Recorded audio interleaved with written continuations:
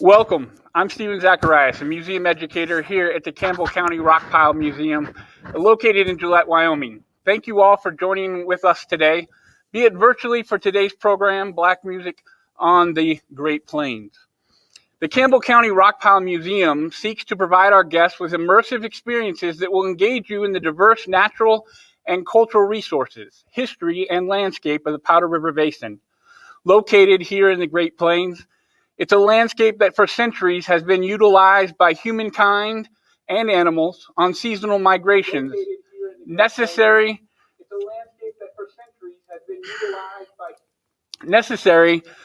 to thrive. Nations such as the Apsaluk, Nitsipi, Sutai and Susistas, Ocheti Sekoan, Namakiki, Haraka, Sanish, and Hinanahene. Seasonally, they've made use of this land and its bounties each spring, summer, and fall prior to contact with other cultures that over the last century and a half have been making their homes here in the Powder River Basin. Dr. Carter G. Woodson, known as the father of Black history, once said, "Those who have no record of what their forebears have accomplished lose the inspiration which comes from the teaching of biography and history."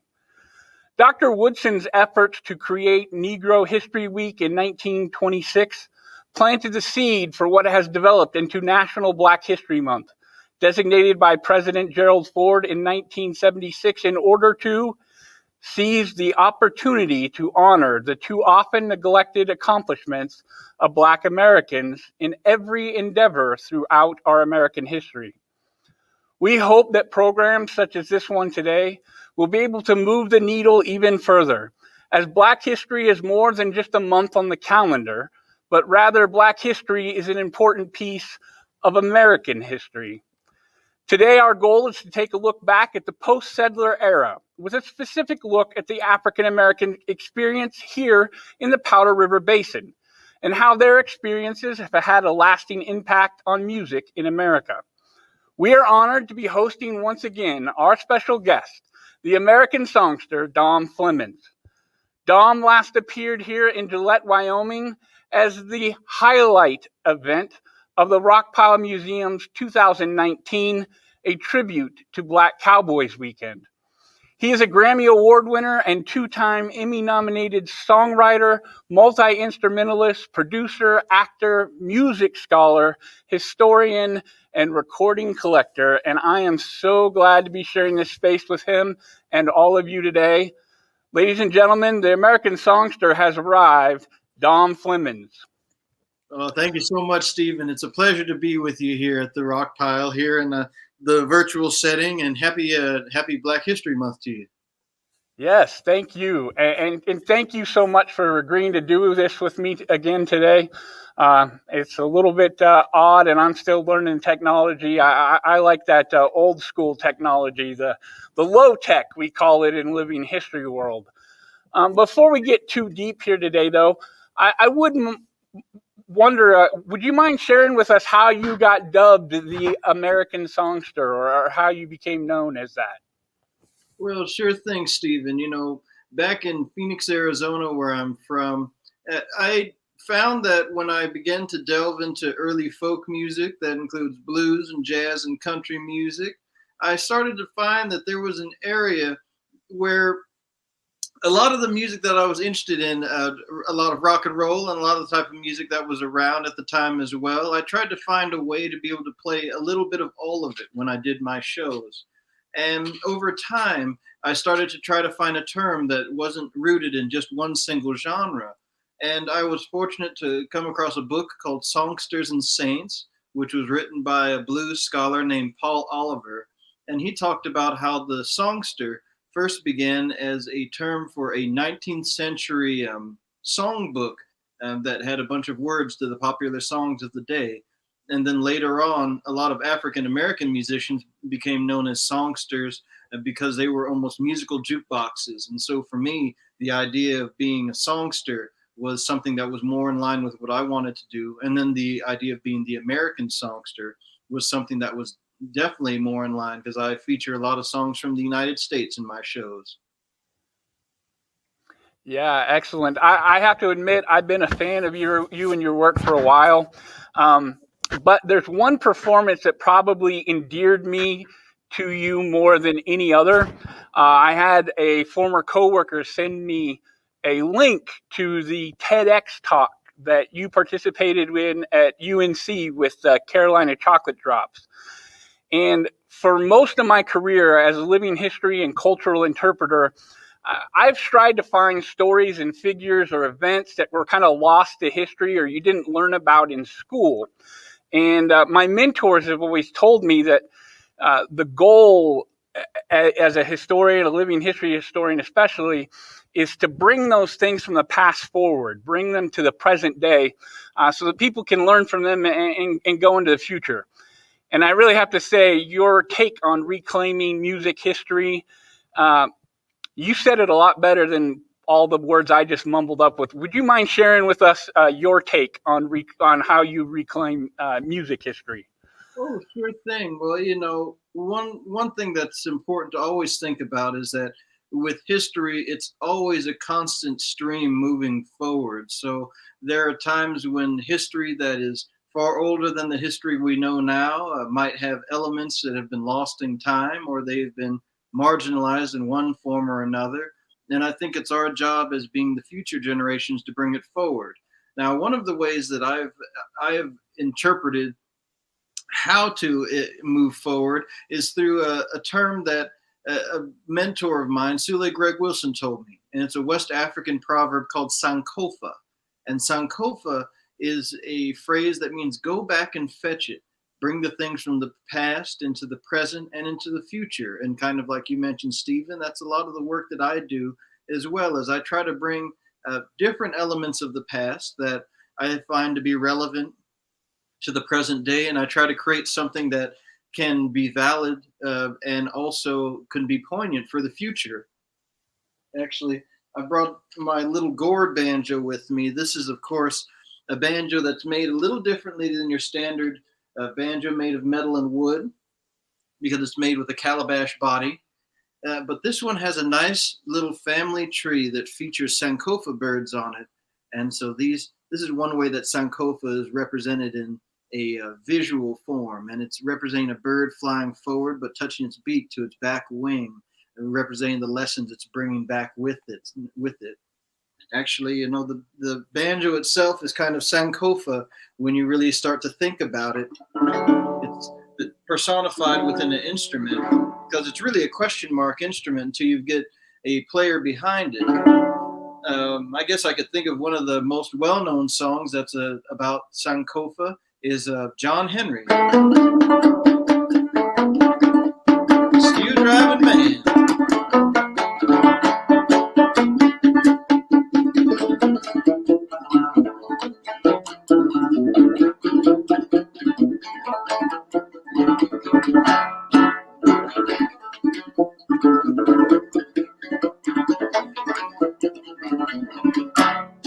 When John Henry was a little baby, sitting on his mama's knee, picked up a hammer and some steel in his hand. Hammer be the death of me, Lord. Hammer be the death of me. Steel driving man, don't you see, Lord? Steel driving man, don't you see? Died with a hammer in his hand. Died with a hammer in his hand.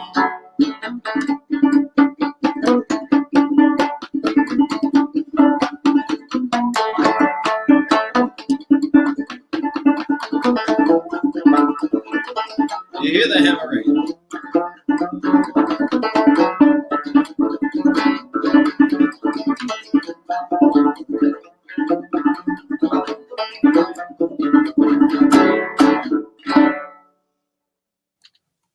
All right. Yeah, that's excellent. I love the Sankofa bird and I love John Henry too. A lot of people don't realize that's not just a myth. He was a real person.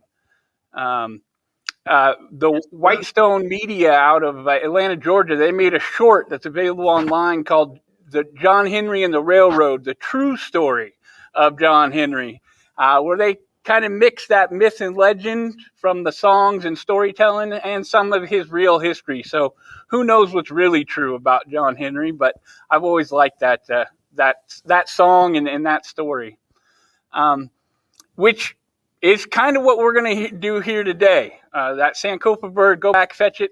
We're going to go back and fetch some stories from the Powder River Basin and talk about how those experiences added to the growth of American music, not only in the American West, but all across the United States.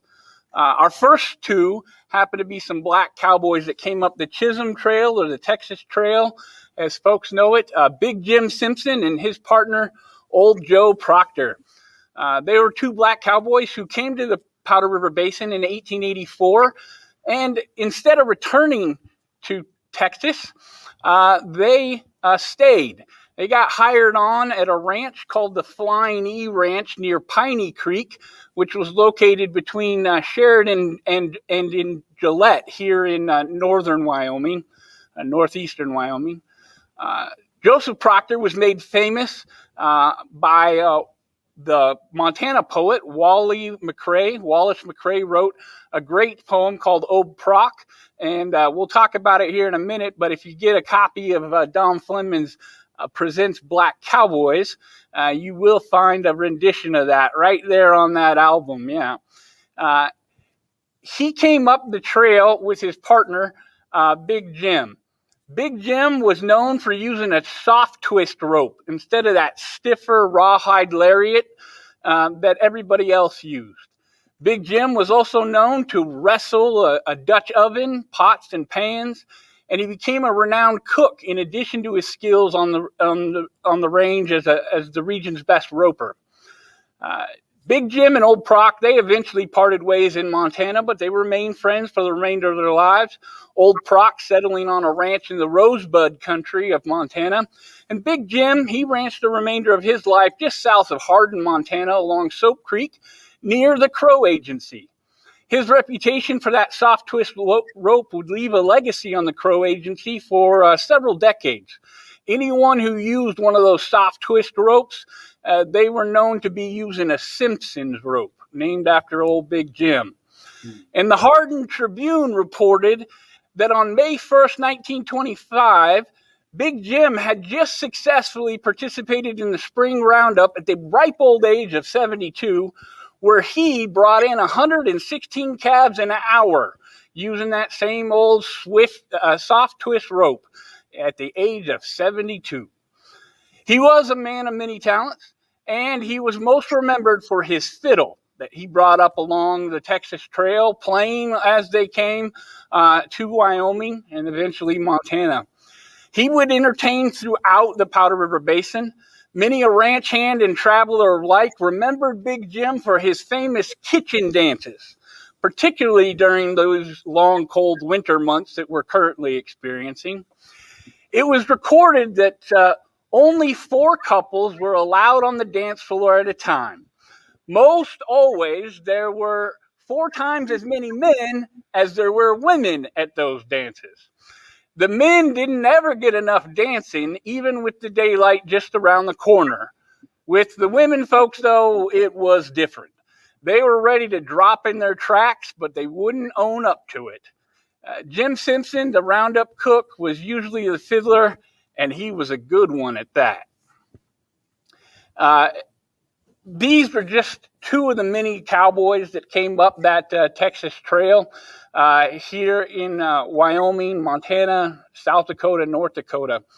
And I wonder if you wouldn't mind, in 2018, you released the Grammy-nominated Don Flemons Presents Black Cowboys album, which was released by Smithsonian's Folkways Recordings in collaboration with the National Museum of African American History and Culture as part of their African American Legacy series.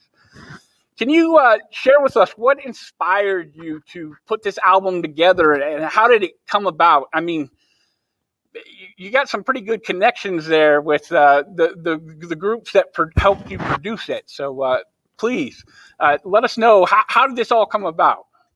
Well, my connection with the museum began several years before, when I had done a performance with the Carolina Chocolate Drops at the Museum of the American Indian.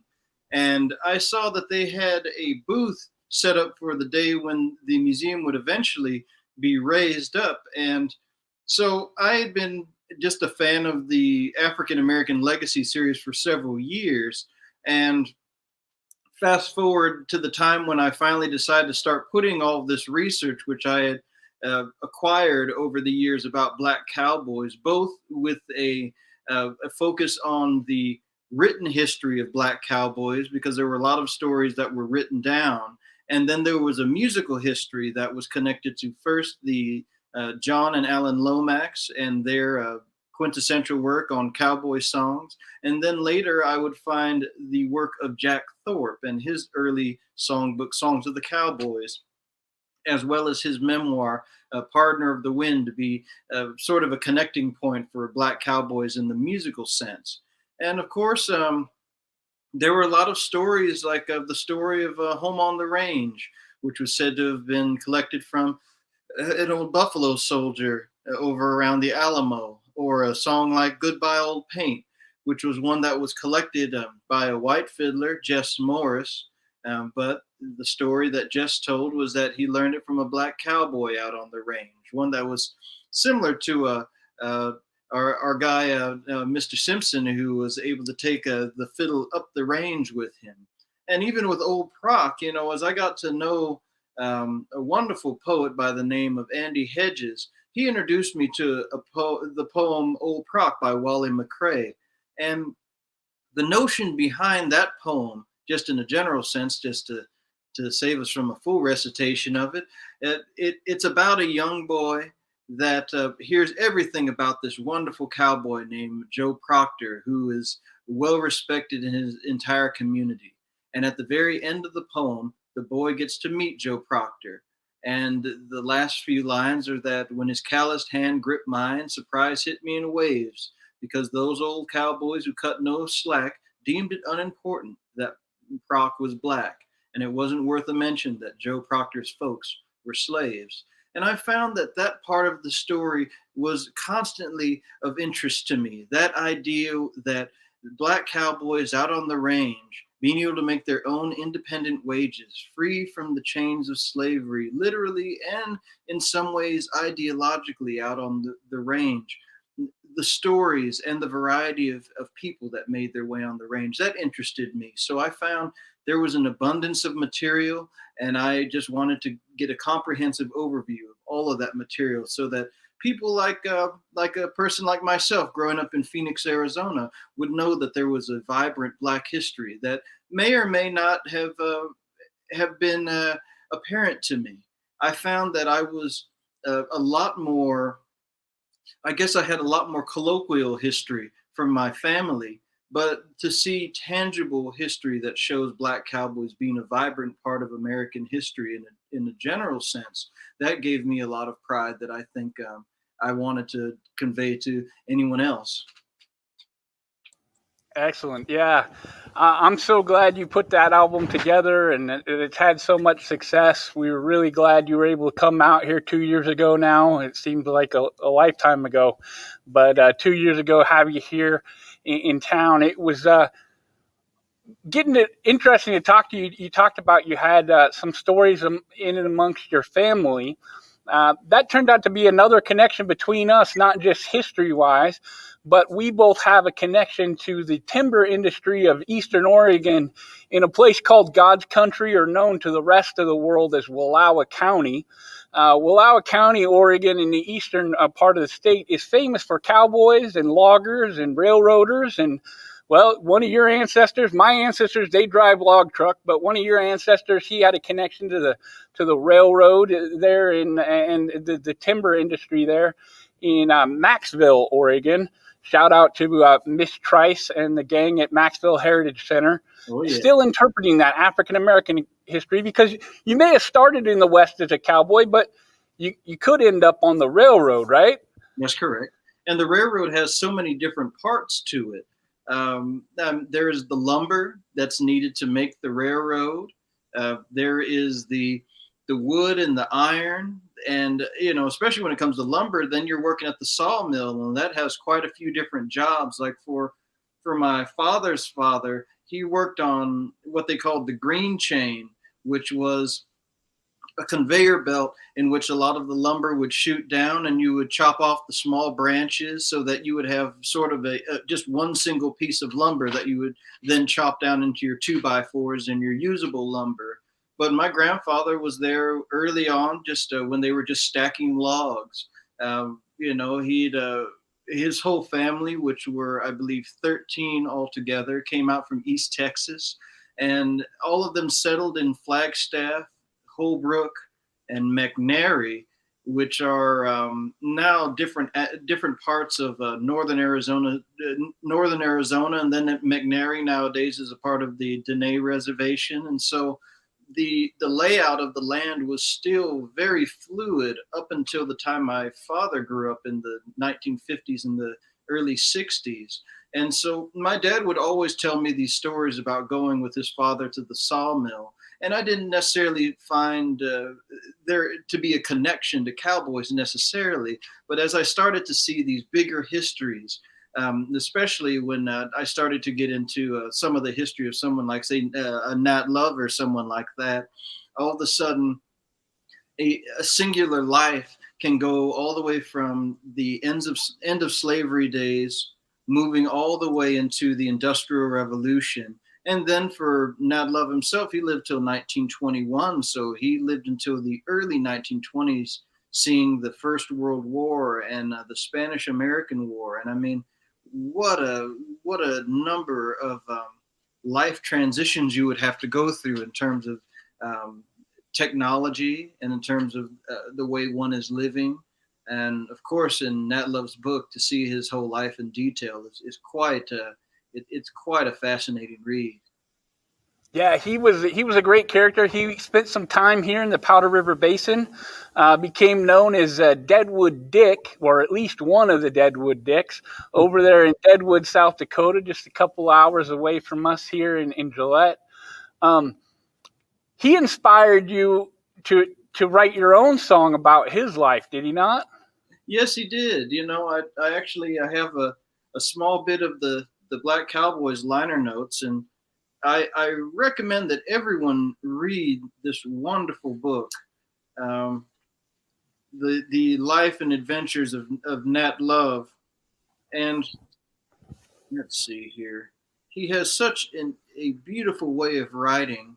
So this is something that he wrote talking about becoming a Pullman porter later in his life, because he was born into slavery, and then after slavery, he actually took care of his sister and her two kids because her sister's husband had died right after emancipation. So he had a lot of different back and forth with his family before becoming a cowboy. And then later on, as he decided to leave the trade of being a cowboy, because he kind of hated the fact that he lost the open ranges. And he talks a lot about that, where that was part of the appeal, was being on the range. And as the trains came in, he actually had a moment where he wanted to try to defeat the train. So he tried to actually rope a locomotive, and he and his horse were none the better for it, actually, because of that. And afterward, he decided to join the train and become a part of the Pullman Porters. But he wrote this here when talking about why he loved the United States so much. It has always seemed strange to me that so many Americans rush off to Europe and foreign countries each year in search of health and pleasure, or to climb the Alps in Switzerland, or to view the scenery of the old world, when our own North America, the New World, offers so many opportunities to study Dame Nature in all of her phases. And I always say to the traveling American, see America. How many of you have done so? I have seen a greater part of America, and I'm still seeing it. But the life of 100 years would be all too short to see our country, America. I love thee, sweet land of liberty, home of the brave and the free. And reading just beautiful little lines about that got me starting to think about this notion of I guess, societal evolution, especially in the African American story. If you think of a series of people continuing to travel to find work or to find a better way of living, a better sort of life for themselves or their families. That's something that everybody can relate to, I think. And for my family, I know I can definitely relate to that, because that was one of the reasons that my father left Flagstaff after his father left Texas, was to find a little bit of a better life. And that's how I grew up, was going to Phoenix, looking for a little better life for my family as I've traveled the world. So here's a little bit of a song I wrote called Steel Pony Blues, which is a bit of Nat Love and a little bit of my story. And this one's I caught my steel pony, and boys, I'm gonna ride.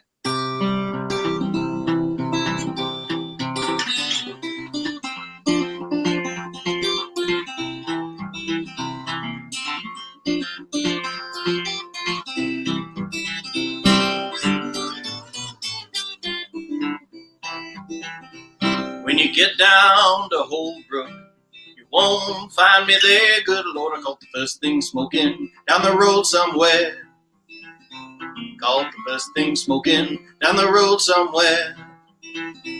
'Cause I caught my steel pony, and boys, I'm gonna ride. Getting far too old to follow this here herd. Good Lord, I caught the first thing smoking down the road somewhere. Caught the first thing smoking down the road somewhere. 'Cause I caught my steel pony, and boys, I'm gonna ride. Play on 6.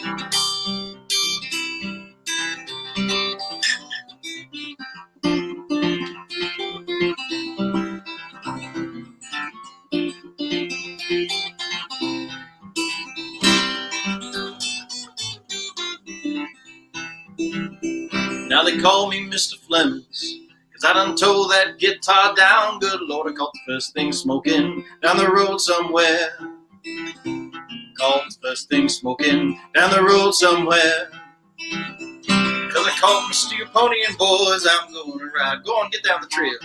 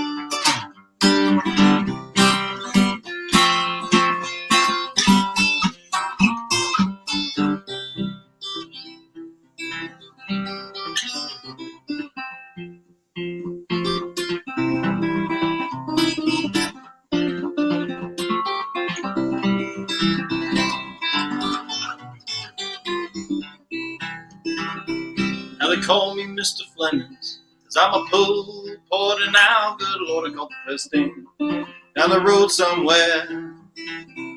Now when you get over there, you won't find me, 'cause I caught my steel pony, and boys, I'm gonna ride. Get it one more time.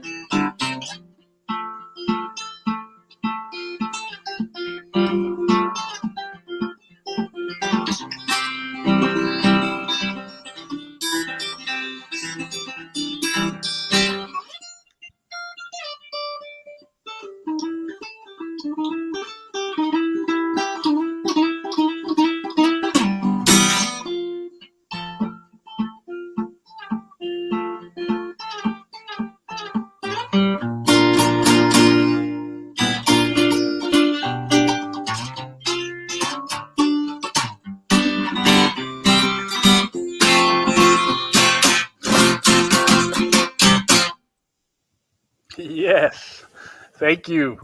That's the one thing I miss about doing things virtually is we don't have the crowd here to go wild at the end of one of your songs, or the foot stomping and the clapping that goes on while it's going on as well. But you know, I don't want to talk too bad about the past year that we've had. There were some highlights, and I do want to recognize one of those.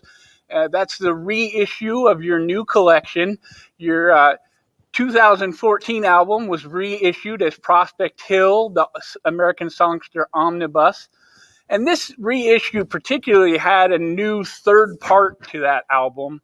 I wonder if you wouldn't mind telling us a little bit about how you came about to reissue this album, Prospect Hill, and then tell me a little bit more. I'm really intrigued by part 3. Absolutely. Well, back in 2014, Prospect Hill came out, and that was a full-length LP. And then the next year, during Record Store Day, I put out an EP that was just only on vinyl called What Got Over.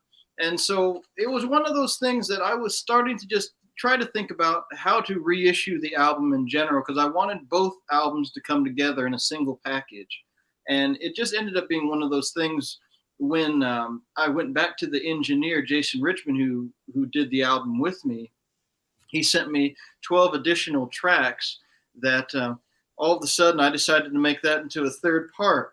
And I decided to name it The Drum Major Instinct. And actually, I got the liner notes from the omnibus to kind of read just one of the little bits of, because of course the Drum Major Instinct as a name is something I came across several years back, because again, as we were talking about Sankofa and talking about taking the things from the past into the present, into the future, now there's another aspect to having ambition, which is, where does that ambition go and why do you have that ambition?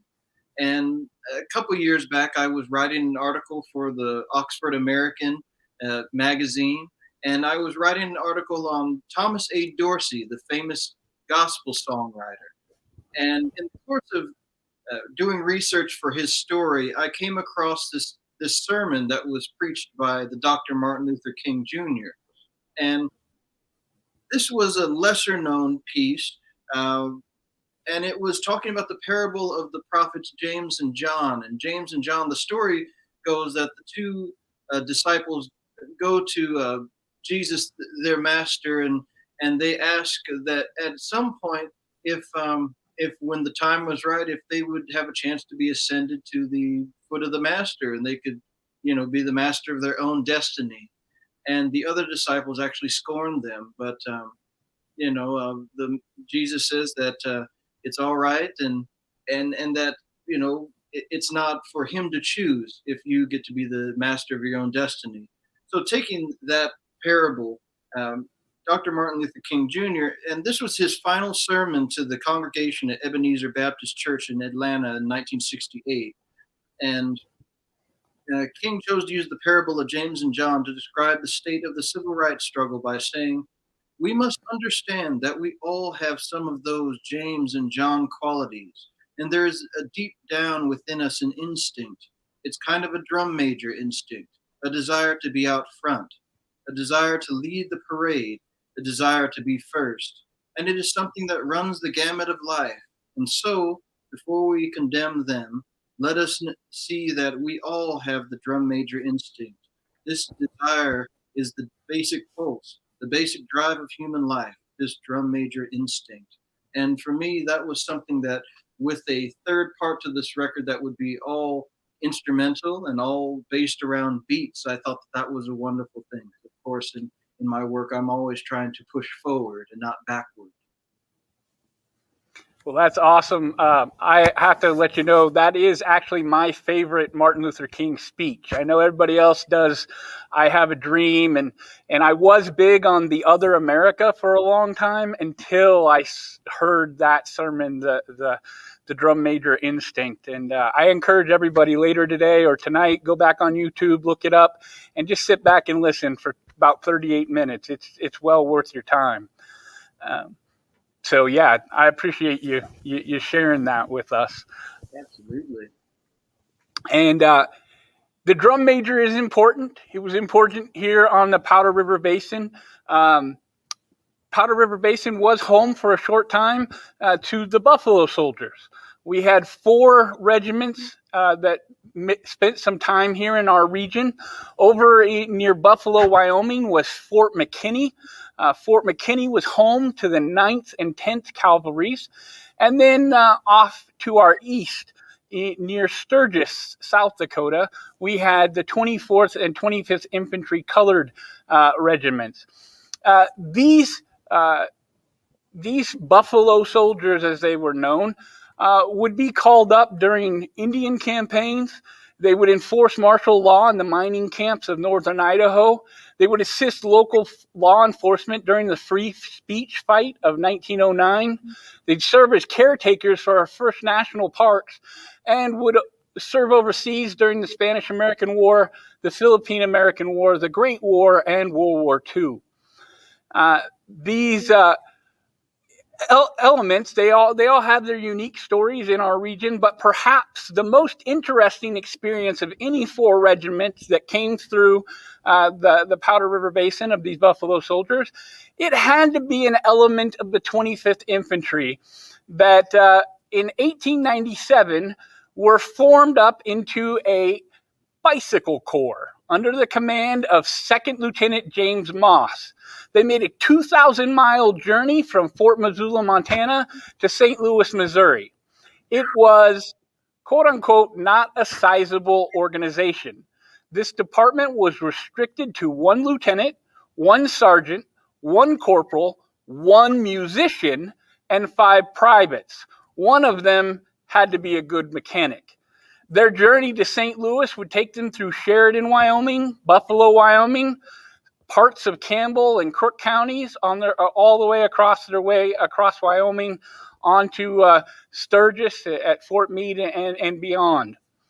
The musicians of all four regiments played important roles in the communities where they were stationed, specifically around Buffalo, Wyoming, and Sturgis, South Dakota. From Sheridan to Deadwood, the regimental bands of these colored regiments would be called on to perform at celebrations and parades throughout the year. Here in the Powder River Basin, these regimental bands would feature prominently on August 4th. You see, in England, August 4th is celebrated as the day that enslaved of England were freed. Typically, American celebrations of Emancipation Day would occur in the month of January or on September 22nd. And according to local newspaper reports throughout our region, the English date of August 4th was chosen for, in the view of the lateness of the season on which the American emancipation occurred, it makes it impossible to hold out-of-door programs. So it was too cold to celebrate, perhaps too windy or rainy, maybe even snow on the ground by that point. So the local Emancipation Day celebrations, they'd be held out here across northern Wyoming on August 4th. I really enjoyed that instrumental part with songs of going up the mountain, going backward up the mountain. I really like that, and several of the songs, even the Songster Arrives song, has a lot of that. Almost that harkens back to that military fife and drum beat there.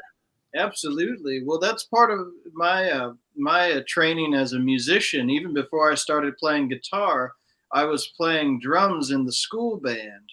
And in high school, I was in a 4 bass drum marching unit. So I was able to learn to march and play polyphonic rhythms on the 4 different bass drums as I went through it each year, from the top bass drum all the way down to the low bass drum. So every piece of music I put together has some sort of regimental type of quality to it because of that. And especially with the beats, that's something that for days I could come up with beats to fill in those different sounds. And of course, when it comes to playing the music, you can really get into a nice groove, especially with the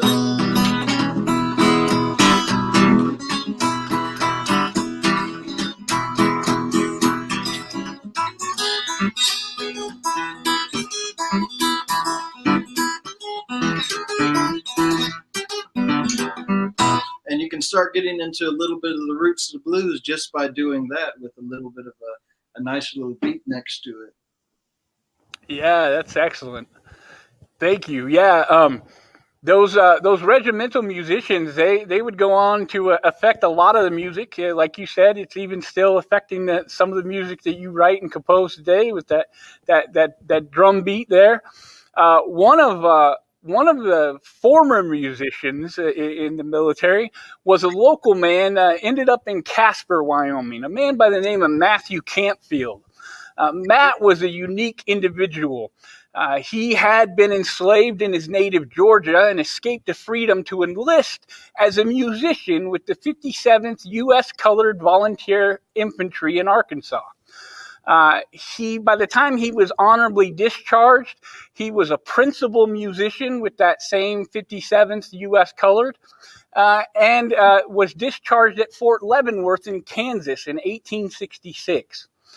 Matt was kind of a jack of all trades. In addition to teaching music lessons in and around Fort Leavenworth, he would make money driving teams of horses, and he was hired by Indian agent Colonel Wincoop and did some driving missions and recovery missions of deserted soldiers and whatnot for the colonel.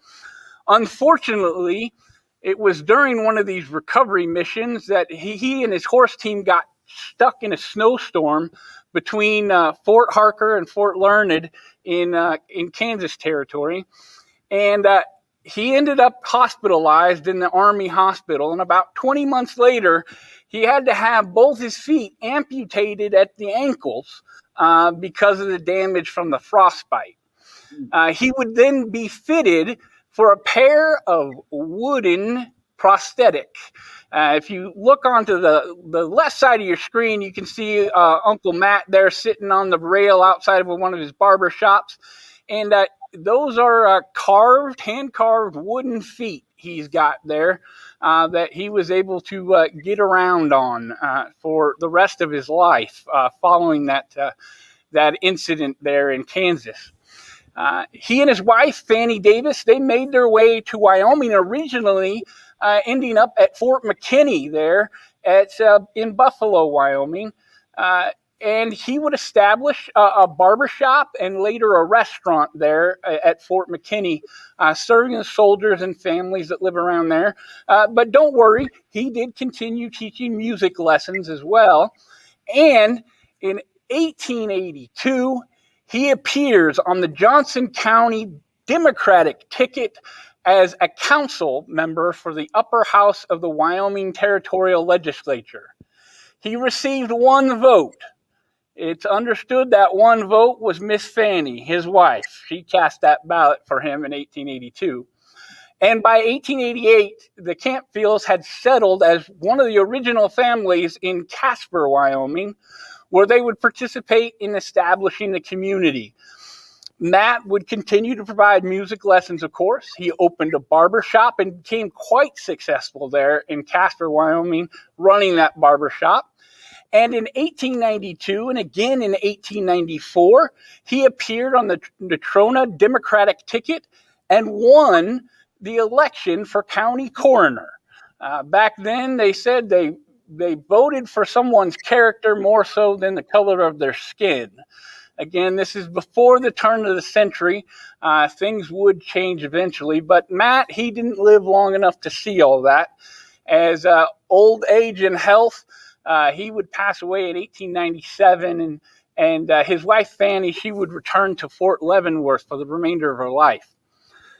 Interestingly enough, though, Matt was beloved there in Casper. He was buried originally in Highland Park Cemetery.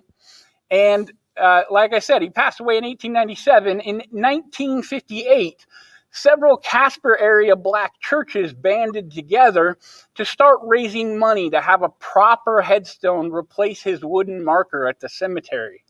It wouldn't be until 1960 that the Harmony Art and Literary Club had raised enough money and they placed a proper gravestone on Uncle Matt's grave.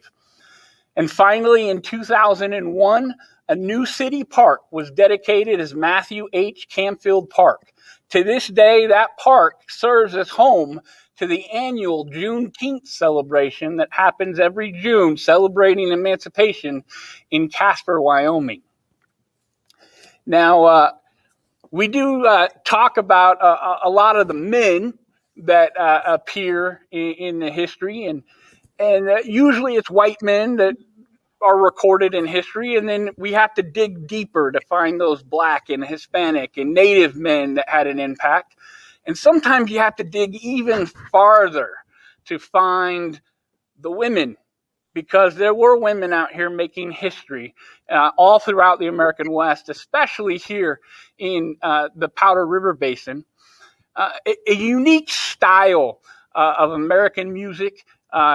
You've talked about it. I've heard you sing it a time or two, and I've been intrigued by others who've taken it up.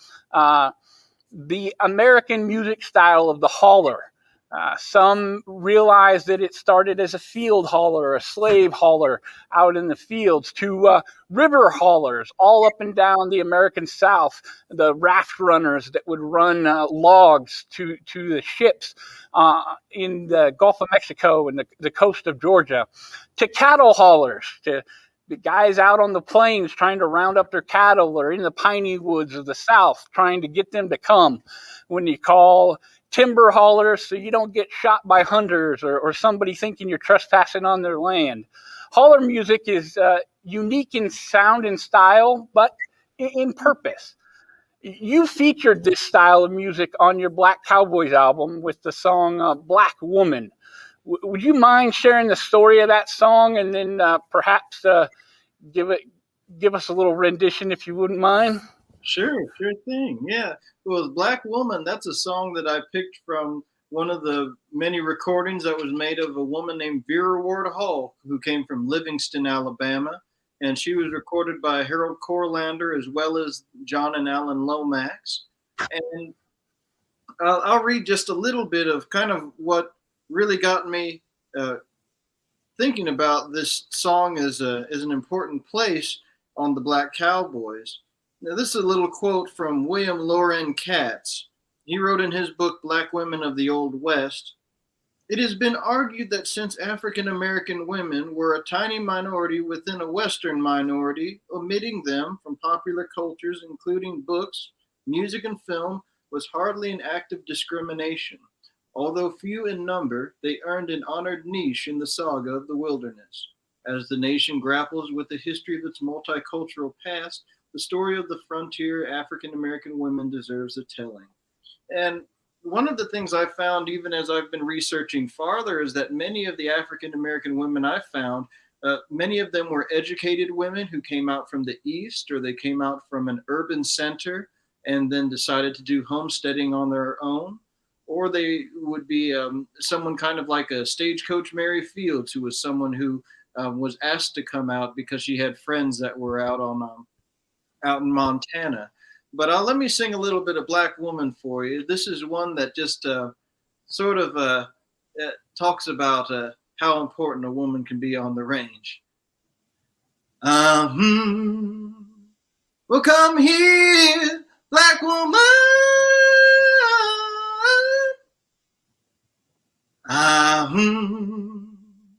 And sit on Daddy's knee.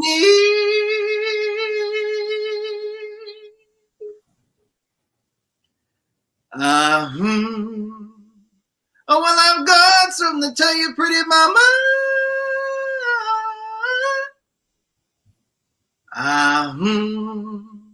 Don't you holler, Lordy.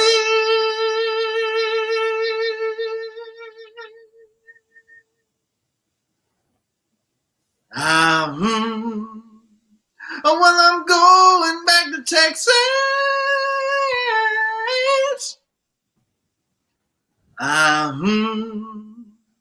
To hear that wild ox moan.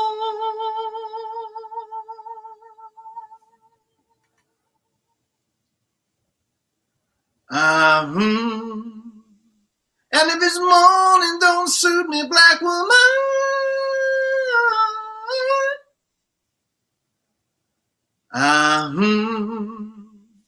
I'm gonna drive my bell cow home.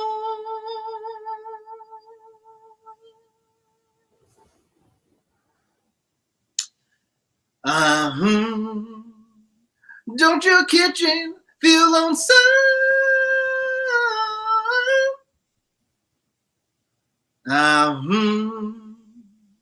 when your biscuit roll is gone?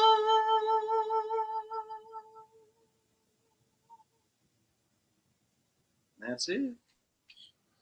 Yeah, that's great. Thank you. Yeah, you mentioned Stagecoach Mary. She's one of my favorite characters from Montana Territory, among a couple of others. But she was pretty significant. She was the second woman to ever carry the mail, the first African American woman to carry the mail for the U.S. Postal Service. She didn't even start that career until she was 60 years old. She retired at 71.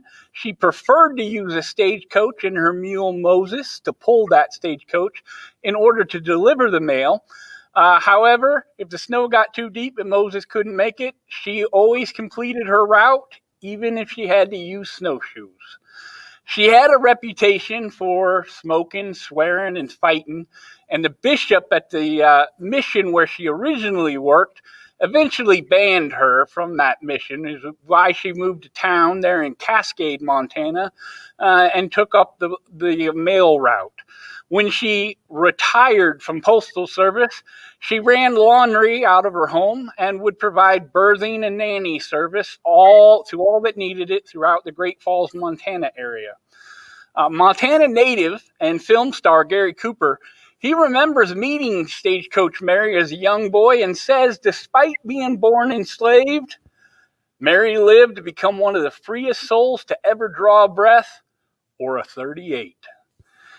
She was a tough old cookie. She was really popular there in Cascade, and the reason I put the picture of her with the Cascade men's baseball nines was that was her favorite sport, and she was always there to cheer them on, pin it in hand that she's got there. And don't worry, Mary never went unhealed. She may have wore a dress, but she had proper pants on underneath and always a couple six guns on either hip. So she was ready to take care of any problems, be it on or off the baseball field. She was quite the character. We have a couple other characters, a couple other significant women here in Northeast Wyoming and the Powder River Basin, in Sarah Campbell and Lucretia Mahogany Lou Marchbanks. Sarah Campbell, she was the first woman to file a gold claim in the Black Hills as part of the Custer Expedition of 1874. She was featured in an August 1874 edition of the Chicago newspaper titled The Inter-Ocean. She had been interviewed by a reporter and was exclaimed that she stated to him that she was the only white woman that ever saw them Black Hills.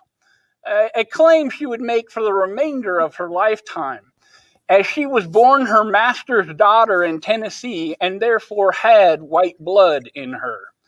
She would successfully sue for her freedom in 1837 as a young girl and was awarded 1 penny for her damages. She was a successful laundress, cook, midwife, silver and gold miner, and would retire a rancher near Galena, South Dakota. She's buried there in Galena Gulch, where she had several mining claims as well, in the old Vinegar Hill Cemetery. Another figure from Deadwood Gulch claim is Lucretia Aunt Lou or Mahogany Lou Marchbanks. She was a legend in her own time and had a reputation that would be proclaimed across the nation, most famously in 1881, when the New York Daily Stock Report published an article about Deadwood Gulch with the title, Who is Aunt Lou? And a few weeks later, the Black Hills Daily Times, well, they published their reply. Who is Aunt Lou? We'll tell you who she is. Aunt Lou is an old and highly respected colored lady who has had charge of the superintendent's establishment of the DeSmet mine as housekeeper, cook, and the superintendent of all superintendents who have ever been employed on that mine. Her accomplishments as a culinary artist are beyond all praise. The superintendent may be a big man in the mine or mill, but the moment he steps foot within her realm, he is but a meek and ordinary mortal. Her check is good at the banks for all she may sign for, and no one stands higher in the community than the sable lady of De Smet. Miss Marchbanks would successfully run her own hotel and boarding house when she purchased the rustic hotel in Sawpitch Gulch before selling out to her sister and retiring to a ranch she purchased in northeast Wyoming. That ranch was located just south of the present-day Black Hills Cowboy Church off of Interstate 90. Lucretia Marchbanks would continue to help finance other African Americans in the region throughout her lifetime, and she continued to cook delicious meals for her neighbors in Rocky Ford, Wyoming area before she passed in 1911 and her final burial in Beulah, Wyoming Cemetery there in Beulah. These women were important to our region and to moving the story forward, moving the country forward. Stagecoach Mary, there a couple of years ago, there was a petition signed to have a postal stamp in her honor. And I still got my fingers crossed that that's coming one of these days here soon, because they influence storytelling, history, music, culture, the whole thing. Absolutely, and as you can see, they're not seen as any unimportant person in the community. They're treated as an extremely important person in the community. Because of course, always when we think about these stories, it's shifting the lens, and in a world where we can see that people are not being given a fair shake in how they're being represented in the mainstream culture and history. That's again, like I said before, now we have an opportunity to be able to bring these stories back and really place these people in their proper spaces in our collective memory. Oh yeah, absolutely. And this year, our museum has kind of been focusing on the homestead movement. Our peak for homesteading here in northeast Wyoming happened between 1921 and 1922. That's when the majority of homesteaders were showing up, getting their land patents granted after 3 or 4 years of proving up. And the Homestead Act itself actually had been signed into law in 1862. Mm-hmm. And it unfortunately wouldn't be until 1877 when the first grassroots movement of Black families and individuals began to move out of the southern United States. They became part of a movement known as the Exoduster movement. It's estimated that somewhere between 40 to 70,000 African Americans headed west to the Great Plains. Over the next several decades, they would see these individuals and families establish communities like Sully County, Nebraska, Nicodemus, Kansas, Blackton, New Mexico, Deerfield, Colorado, and Empire, Wyoming. Empire, Wyoming was established in 1908 on the Wyoming and Nebraska line near Torrington, Wyoming, by members of the Speece and Taylor families. This community was primarily established by the adult children of exodusters who had previously settled in Kansas and Nebraska. Empire had been established in hopes of establishing a community with education at its forefront, a place where the community could establish its own school, hire their own teachers. The post office would be established in 1912. And while still primarily a Black community, it was open to all people with at least one integrated church, the Haycraft, or as it's sometimes called, Sheep Creek Baptist Church of God. Empire was like the other Black communities on the Great Plains, where secular and religious music played an integral part of education in home and in the community. The Speece family in particular, children of Moses and Susan Speece, were accomplished musicians and known for being professional violinists, pianists, and singers. The Speece sons were often billed in newspapers from the Great Lakes and all across the Great Plains as the Speece Jubilee Singers.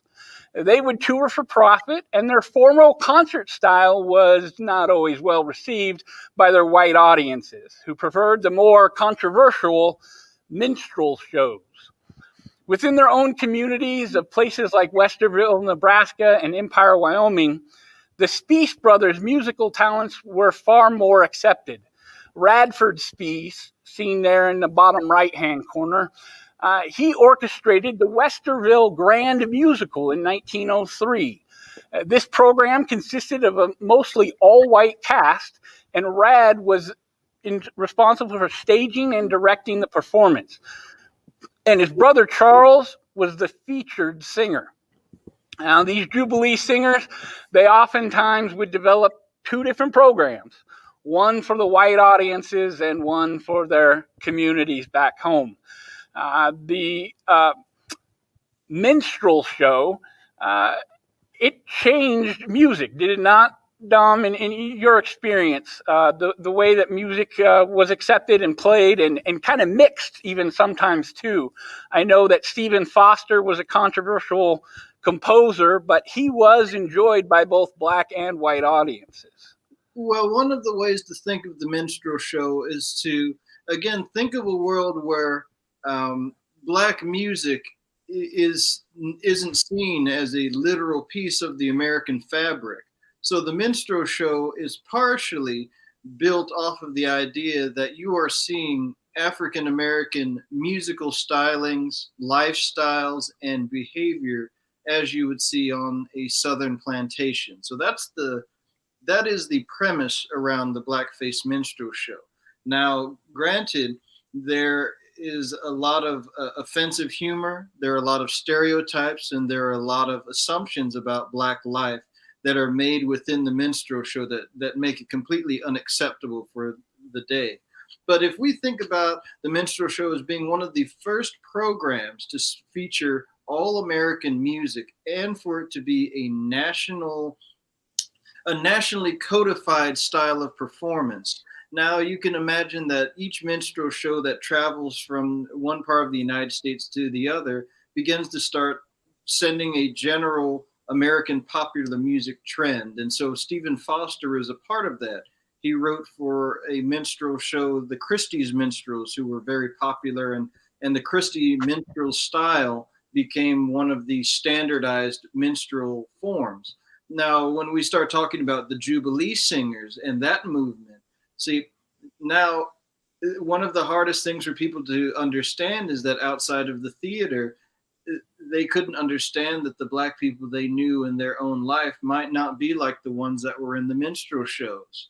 And so the Jubilee singers, all of them in whichever form, starting with the Fifth Jubilee singers, of course, they had to present a new style of dignified African-American performance art that at first was not accepted because it was considered not real, because they figured that Blacks didn't wear suits and Blacks didn't have refinery.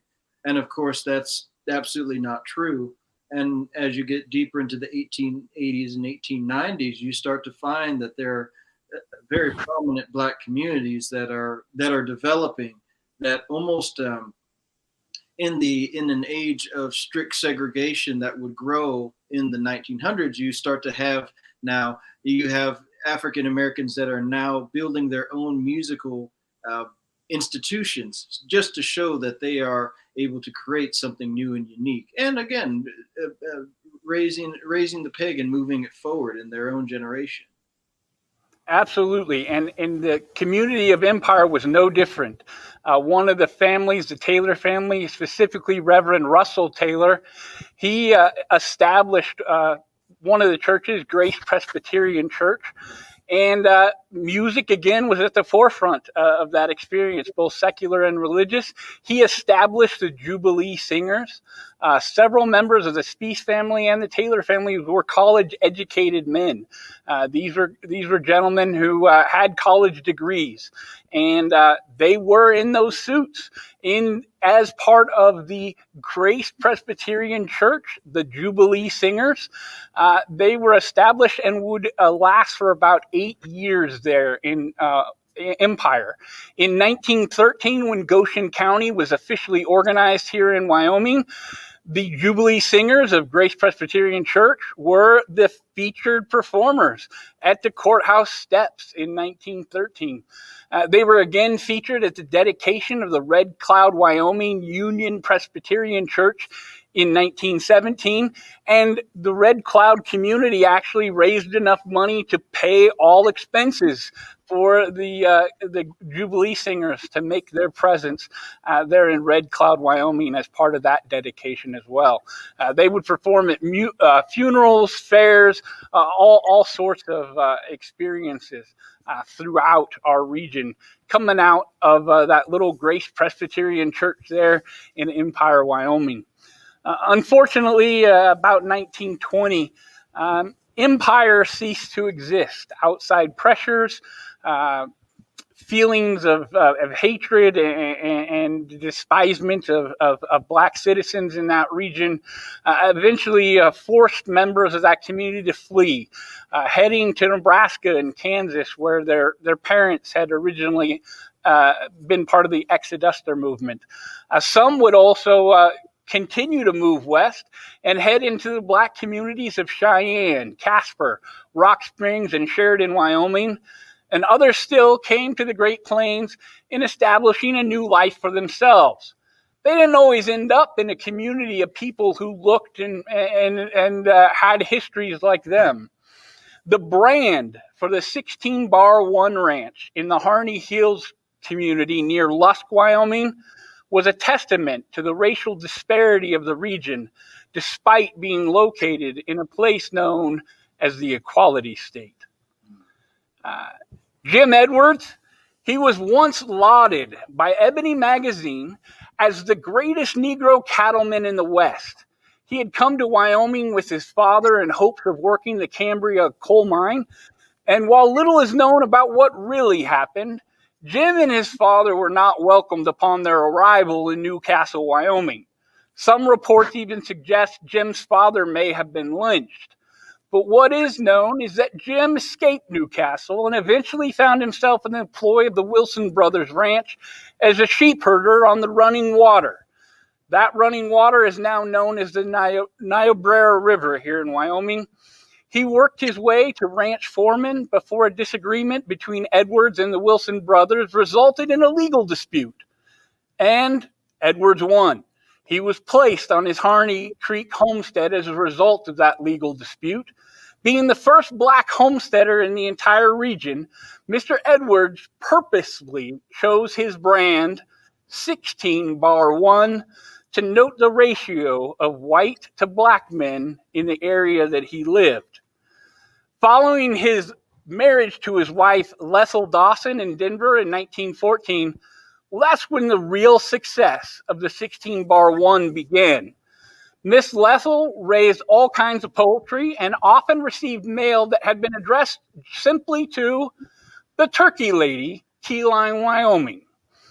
She was an accomplished musician and pianist. She would bring her baby grand piano from Denver to the Edwards home in the Harney Hills, a home that would eventually be 2 stories and the only one around with indoor plumbing to include hot and cold running water, a shower, and even a propane stove. Miss Lethel would teach music lessons to the neighboring community, perform at the Lusk Fair, area funerals, sang in the church choir in Lusk, and she was also a choral member in the early years of the famous Black Hills Passion Show that was produced from 1939 all the way until its closing in 2008. Miss Lethel is said to have enjoyed Western folk music, Negro spirituals, and European hymns. Several of her neighbors claim that in the 1930s, during a downturn in the oil market, Miss Lethel joked about opening up a nightclub for all the out-of-work oil drillers and neighboring ranchers. I'm told that never actually came to fruition. It has been said she enjoyed songs such as Come Kaya Yippee, Red River Valley, and Wyoming. Several of her favorites, don't you have a couple versions of on your Black Cowboys album, Dom? Yeah, Kamakaya Yippee-Yi-Yay, that's the old Chisholm Trail, you know. Whooping up a cattle, I'm setting up straddle and riding on the cattle and whoop-die-yiddle-um-yay, a bum-by-diddle-um-yay. Now I went riding and I got a straddle and I told the mule right up on the saddle and whoop-die-yiddle-um-yay, a bum-by-diddle-um-yay. Don't give a damn if I never stop, alright, as long as an 8-hour clock and whoop-die-yiddle-um-yay, a-lump-by-diddle-um-yay. Woo, woo, woo,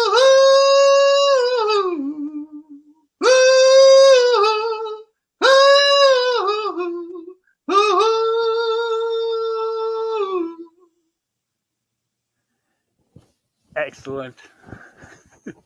Thank you for doing that. I really appreciate that. No problem. When I found that and I saw that Old Chisholm Trail and the March of the Red River Valley were two of her favorite songs, I was like, I love those songs on Dom's album too. So, yeah, that's great. Well, that's the beauty of it, is that those songs are so ubiquitous of the way that a lot of the different pioneers tended to move along the trade routes and along the river lines, and a song like the Chisholm Trail is one that no matter where you go, you find that people stowed away a couple of verses to talk about their own experiences. And nowadays we find that they're in books and everything like that, but before that you'd find that they were these improvised verses, almost like small hip-hop verses that people were carrying around in their pocket to talk about their life on the range. And that's beautiful. I'm so glad there are a few new stories you've picked up since last time we spoke. I can see. Oh, I'm always doing my homework, Dom. I'm trying to find those stories that don't exist anymore, so they're not gone forever. That's the goal here. Before we do finish today, I have one more Powder River Basin and Wyoming legacy family to share with you all today.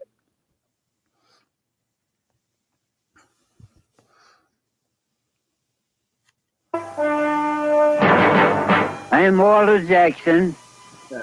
I used to be a cowboy. Yeah, that's right. Walter Jackson.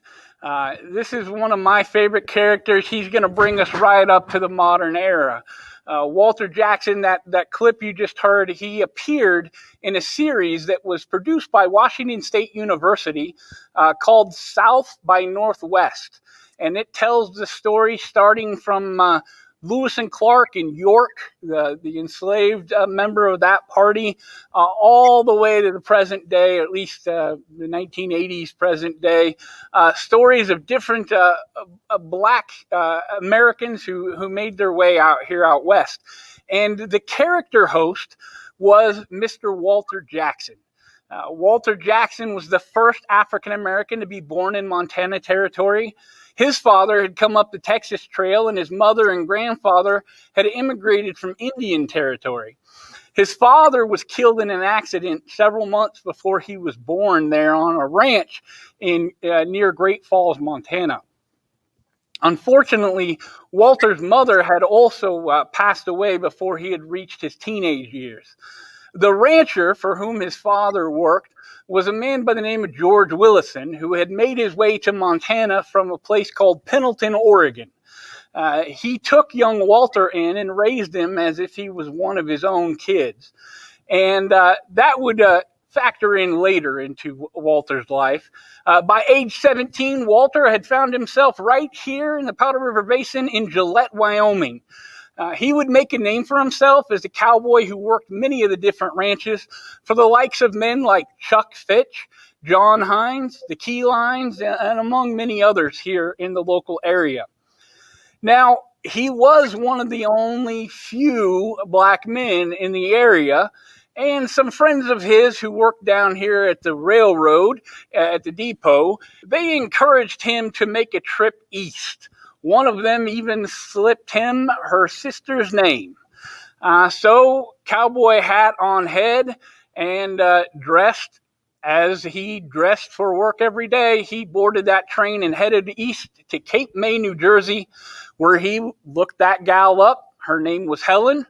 They decided to get married, boarded back on the train, and figured there was plenty of time left to fall in love.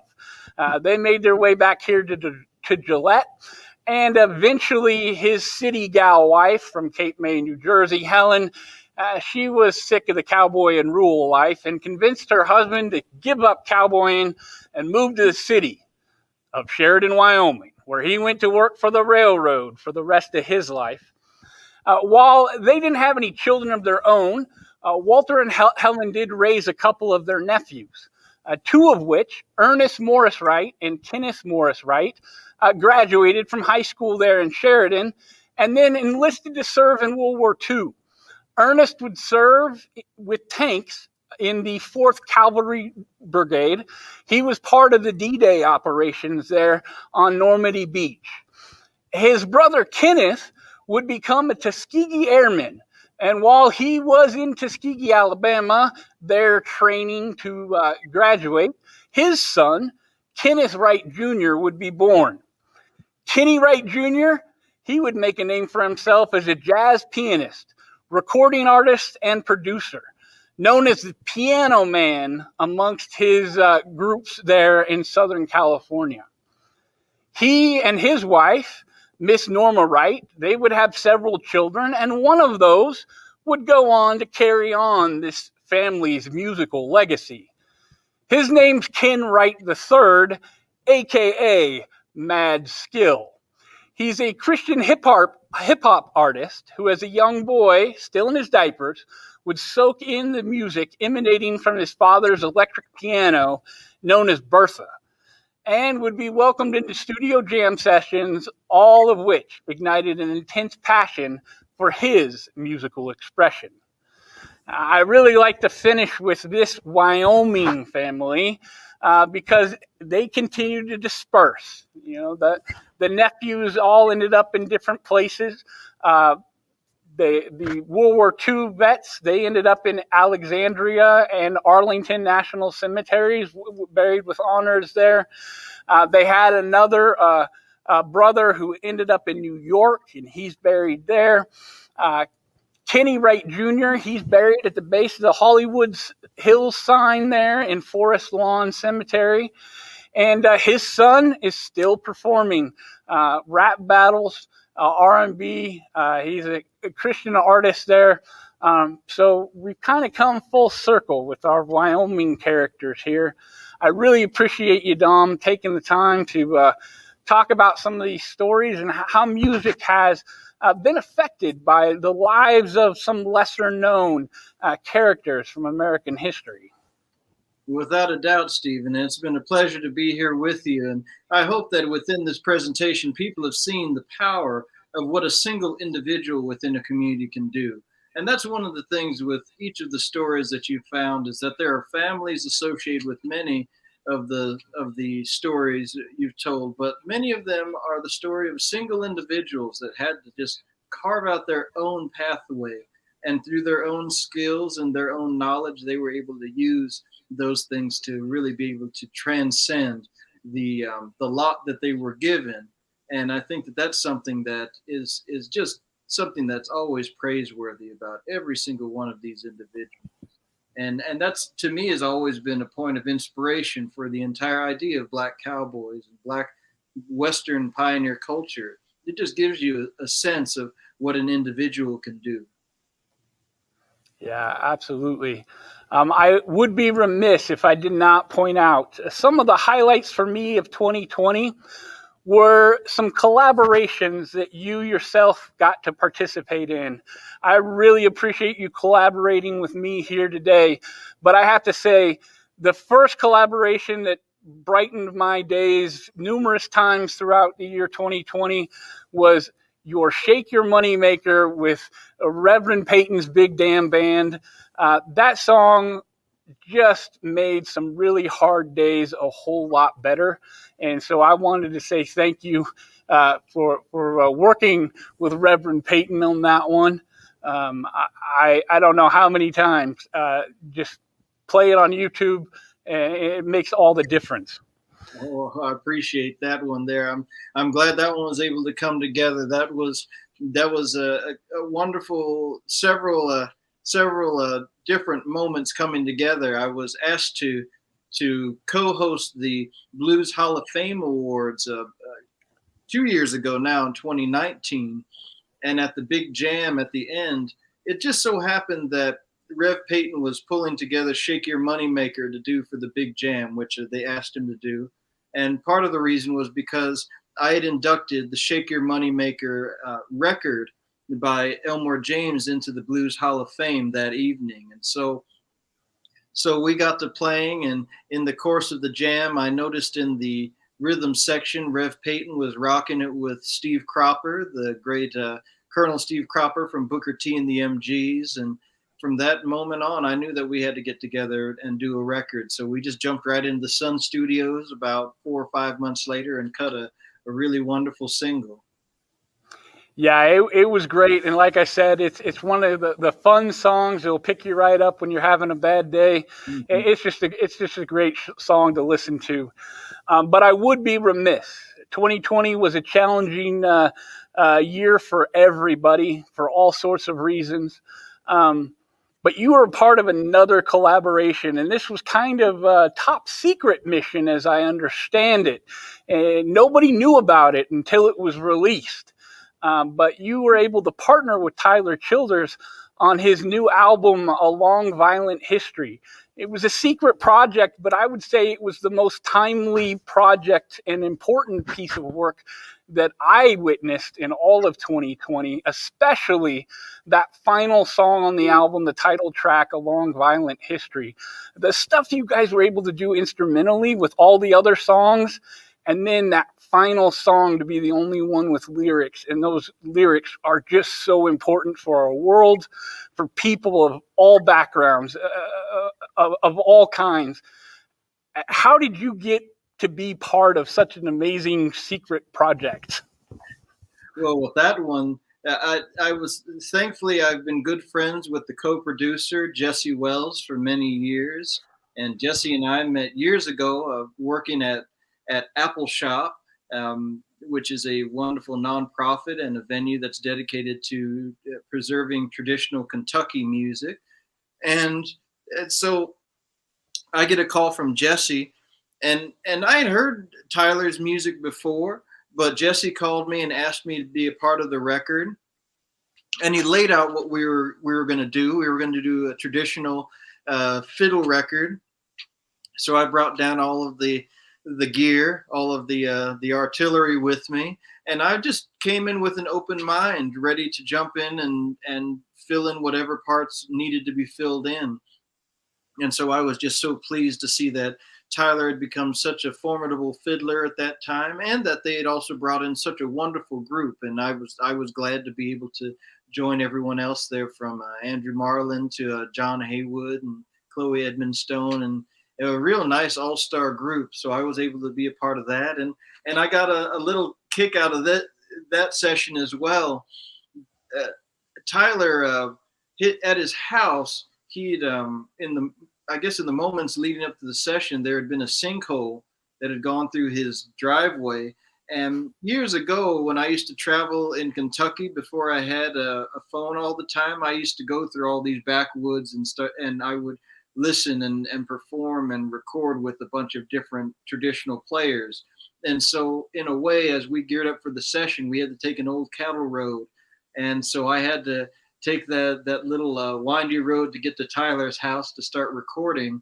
And then, usually because in the summer season, there are all of the old time festivals. The entire band was sort of itching to get a lot of jamming going on and some of that old time music playing. And so that album catches a little something special of everybody ready to help lift up Tyler as a fiddler, and then also to get some of those old tunes flowing. And then of course, Tyler's original song, he was very passionate about getting Long Violent History and the sentiment of that song to be, even though it's the last track, it's in the forefront of the album. And I was just so pleased that he made that decision, and also that he wrote such a wonderful, wonderful statement about Breonna Taylor. But of course, without it being too specific, he's talked about a much bigger issue things he was observing in his own community as well as around the nation.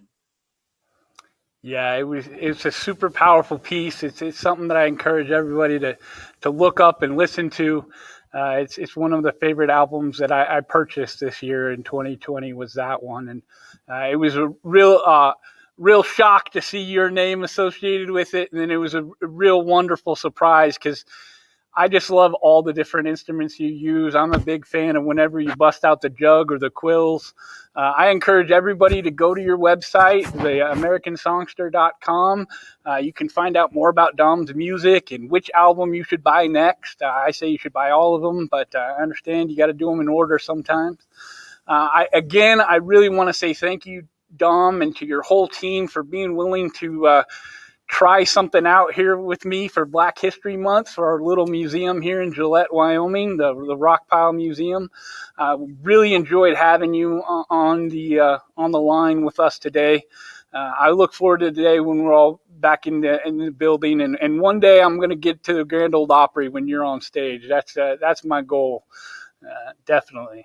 All right. Well, that sounds like a plan. Let's make it happen, Stephen. Thank you again, and also for all of your wonderful forensic research here. And I'm so glad that you're opening up a dialogue and a story about Wyoming in a way that I think that most people, again, kind of like in Arizona, we're a state that may not be aware of it, but once the information's out there, there's nothing that can hold it back.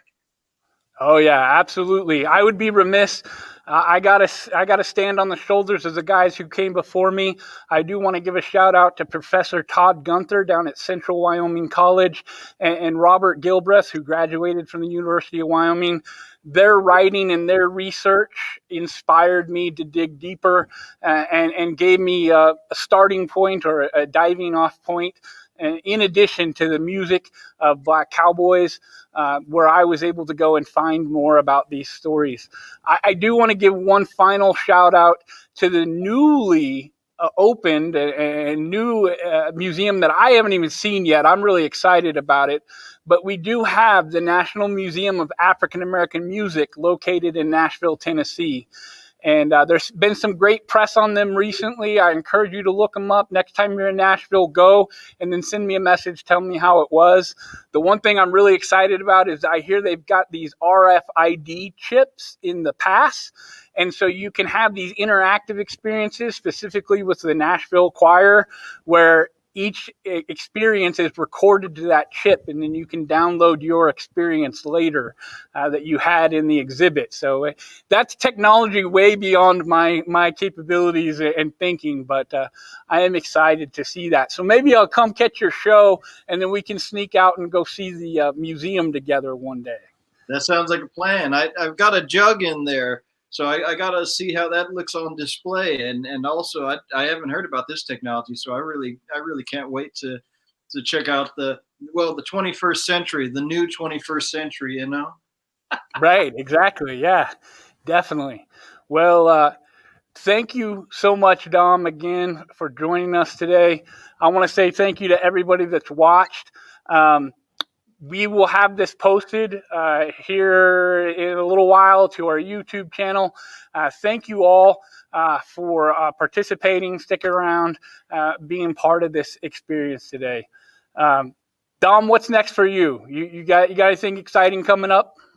Oh, well, I mean, due to all the circumstances, I'm at home most of the time. But what it has done for me is it's allowed me to start delving into some of the projects that I had left behind, and that includes some of my forensic research, especially into the roots of bluegrass and some of the history of the banjo. I've had the information sitting there in a pile, but now getting it into a tangible form that I can send out to people. That's been the next step. Excellent.